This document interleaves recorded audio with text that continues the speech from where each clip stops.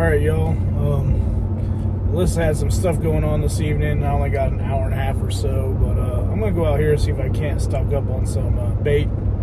This time of year, the Goldeye run up the creeks to spawn, and sometimes you catch a good number of them. I'll show you a couple different ways I catch them. However, we had a cold front move in. We got cloudy, overcast skies.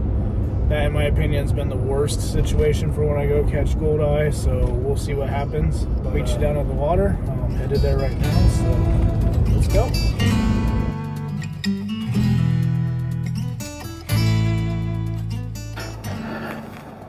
Alright, so what we're starting with is I'm just going to use a worm under a bobber. And I'll explain more about that in a little bit. But just cover the hook good.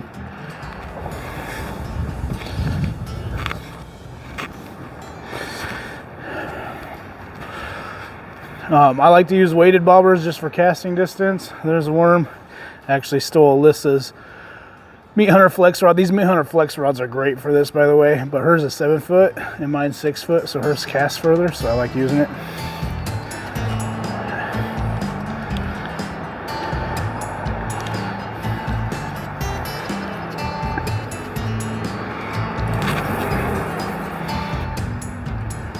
So yeah, the wind's coming out of the northeast.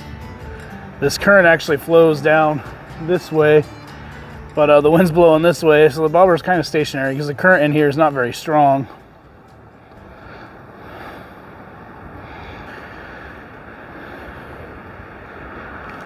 Oh, we have one on. We have one on. So Goldeye are actually very opportunistic feeders. So if there's bait there, 9 out of 10 times they're going to take it.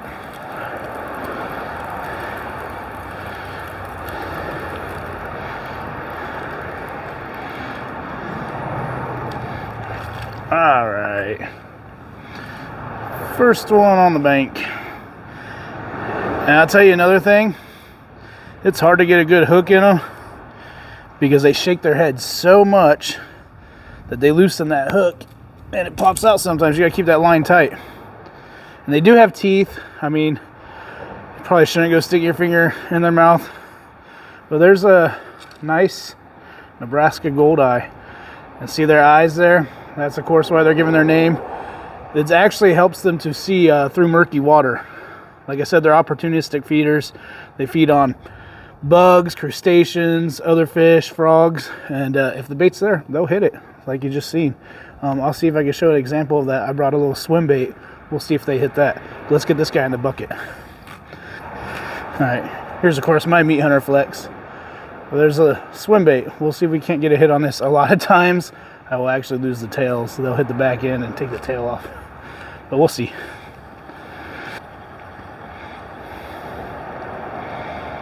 Can't cast this one as far as the only downside. Like I said, they're usually out on that other side.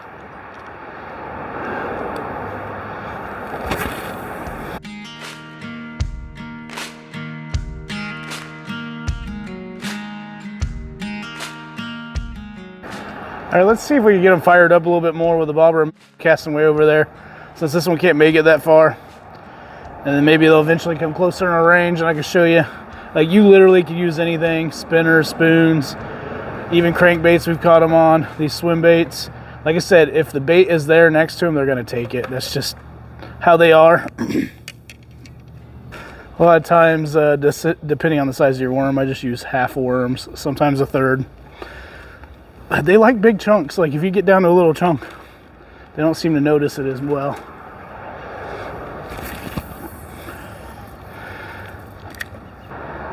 You gotta tend to watch the slack in your line too, because they come and go so fast. If you have too much slack, you won't be able to get up in time to set that hook. We're getting hit right now. He's taking it slowly. There we go. See, I give a good hook set just to get all that slack out of the line. And they actually are fun fish to catch.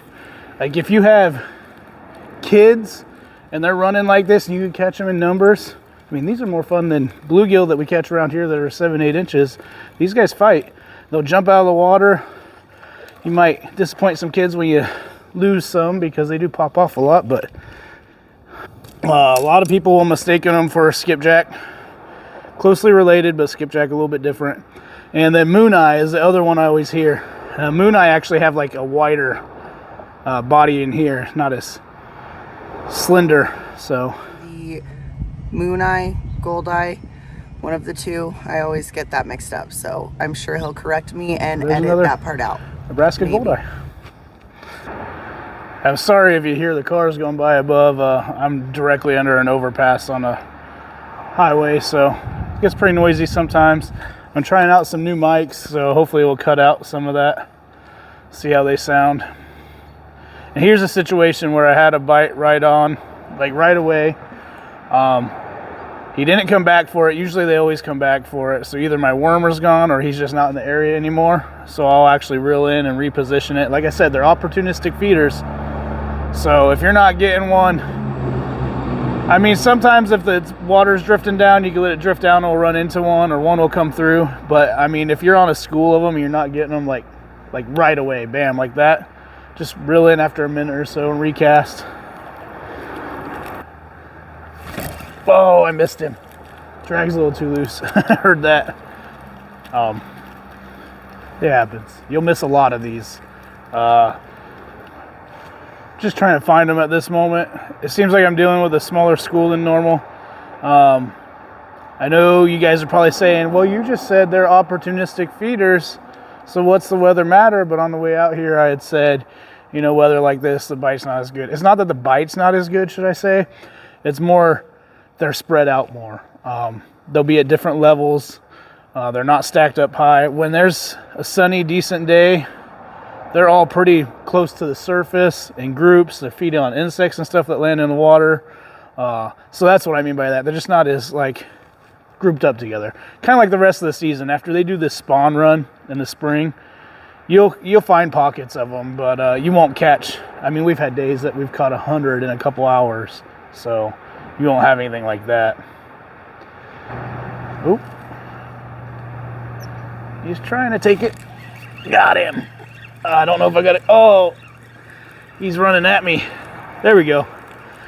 Oh, did he just get off? Nope, he's still there. He must be a little one. I don't know. He's doing some weird stuff. Feels a little bit different. He's just swimming at me. They're fun fish. I usually just pinch them by the gills here. And like I said, you don't have to use these for bait. They work great for bait for us around here. Honestly, they're not my favorite bait, but they're one of my favorite baits. Sorry, I just hooked myself. So I like to stock up on them. You're not going to hurt the population. There's tons of them. What's crazy, though, is they don't hit sexual maturity till like 7, 9 years old. So this fish is at least 7 years old because this is about the size they start spawning out here. Is that pretty crazy? Get him in the bucket. Here, we're just going to leave that out for a second. Now, I've shot myself in the foot for doing this before because sometimes when they get biting, you cannot keep up with 2 rods. You'll lose more fish than you catch with 1 rod by trying to use 2 rods. But I don't have this one all the way across. I'm going to see if I can pull some of these fish out by luring them with that bait, and I'm going to cast this swim bait a little bit and see what happens.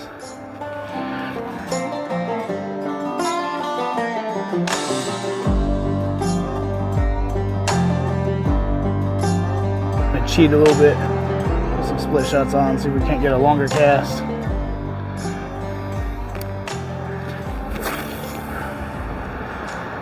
A little bit better. Oh, got a hit. That's a plus. Let's see if I still have my tail. Feels like it still has a tail. You can feel that thump, thump, thump, thump, thump, thump, thump. There's some bite marks in it. I don't know if the camera will pick that up, but see the rough spots. Those are bite marks. So they're grabbing back here and not getting quite to the hook. We'll give it a couple more casts. I would love to show that part to you guys, but just might not be in the cards today. But they literally will take anything. Minnows work good too. Back to the bobber. Back to the basics. A bobber and worm you grew up with. Ooh, that almost hit the other bank. Trying to think if there's anything else interesting I know about them. Trying to do more of these educational videos. I'm always worried I'll give the wrong information, but I'll let you know what I know. If it's wrong, call me out in the comments below. I don't mind. Sun broke through the clouds a little bit there. You can see it on my face. We got a little bit of sun. Fire them up for a little bit. Let's take a moment to talk about these rods, though. These are the Meat Hunter Flex rods. They are a great channel cat rod rigged up on our casting round reels. I got 8-footers, and they work great for that. But I'll tell you what, when it comes to all-around fishing pole, like, I trust this thing. Could haul in a 100-pounder if it needed to. But it still works great for smaller fish like these Goldeye, even bluegill. We catch crappie on them, white bass. Well, they're really good for white bass. I've had a lot of success trolling for white bass and wiper with them. But yeah, make sure you check out Meat Hunter rods. It's pretty cool because they actually have neon color blanks now. So you can check those out. And then you get to pick what color wrap you want. And you can even customize it and get your name put on it. Neither one of these have names put on them, but you get your name put on it, which is pretty cool. And like, if you don't like the paracord, they do have the option for the EVA foam. I think it only comes in black on the Flex rods. But yeah, definitely check them out. Our code is OWA15 and we'll get you 15% off. We love them. We love that they have a variety of rods for any situation. But yeah, make sure you check them out. That's what we like to use for this kind of fishing. So here's an option if you have kids too, because they do have teeth and it might scare some of the kids. They're not like super sharp teeth, but they sell smaller grippers like this.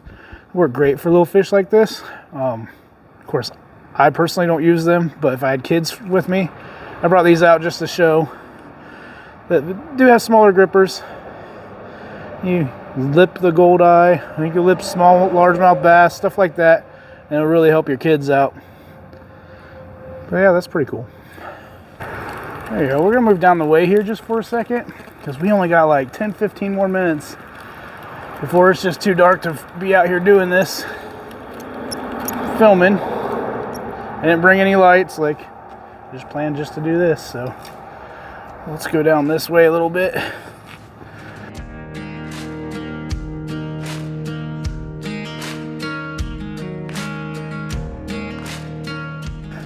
Just want to see if maybe school moved down a little bit.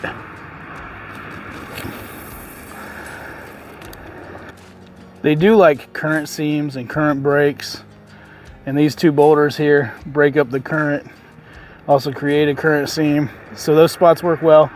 This time of year I'm not so worried about targeting those spots unless it's like slower like this, just because there's so many of them that are just moving through. Usually you don't have to worry about that. Usually you'll get bit whether you cast right there, right there, right there. It don't matter.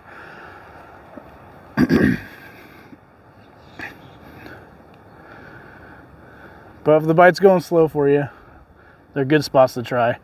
Especially say the bank's going along here and then there's a big cut in the bank. That current that's still going along where, like, say there was a bank there and not that cut in, that seam right there, it's money. Like, you cast your bobber on it and just let it float right through that, you usually get hit. Ooh, we just had a hit. Oh, too much slack, too much slack. What are you doing, Jeremy? It's because they're not cutting me any slack. There we go. About time. I was like, I know what the problem is my Bonnie's not out here. Oh, you just see? My Bonnie's not out here. He just got off right there. But it's kind of weird when I go fishing without Alyssa, because she's usually always with me. But yeah, my Bonnie to my Clyde, my Ying to my Yang. She'd be out here slaying it.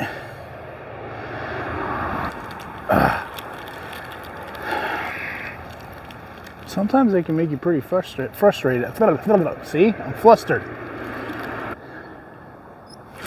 There we go. Oh, he feels like a good one. See, you want to keep the line tight. You give them any slack, they just shake that hook right off. And you want to try and not let them jump out of the water or flail at the surface very much, because they'll do the same thing there. So when I get close, I lower the tip of the rod and flip them up quick. Yeah, that's a good one. 12 to 16, 18 inches about average. That's adult size. That's breeding size. Like I said, 7 to 9 years old. And they got this tooth patch on their tongue too. That crazy. But yeah, fun for kids to catch. Bobber, worm, use the grips if you have to. They're loads of fun though.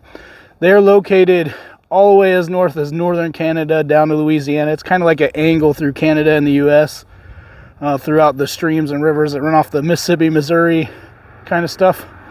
But yeah, I think I've pointed out everything I really wanted to say about them. Even if they're not in your range. There we go. Keep that tension. Oh, he's trying to splash at the surface right away. Oh, anyways, what I was saying is even if they're not in your range, there's similar fish to them in your range, whether it's skipjack, mooneye. There's other fish like these. They're all in the same class. Bait wise, they are a mushier fish, not as bad as shad. So when you freeze them and thaw them, they'll get mushy meat. They're not really, that's a smaller one, not really a fish that people like to consume. I have heard in some places they will smoke them and eat them. But yeah, like I said, the meat's really mushy. Usually if I freeze them, which is what I do with all these, I freeze them. Usually we always try to get fresh bait. If we can't though, we have these as backup. I like to keep them frozen. Like I don't set them out the night before a fishing trip. I literally throw them on ice in a cooler and hope they stay frozen as long as possible. And I cut them up while they're frozen so there's still a nice firm chunk, because that meat sits out in the room temperature just for a little bit and it gets mushy. But yeah.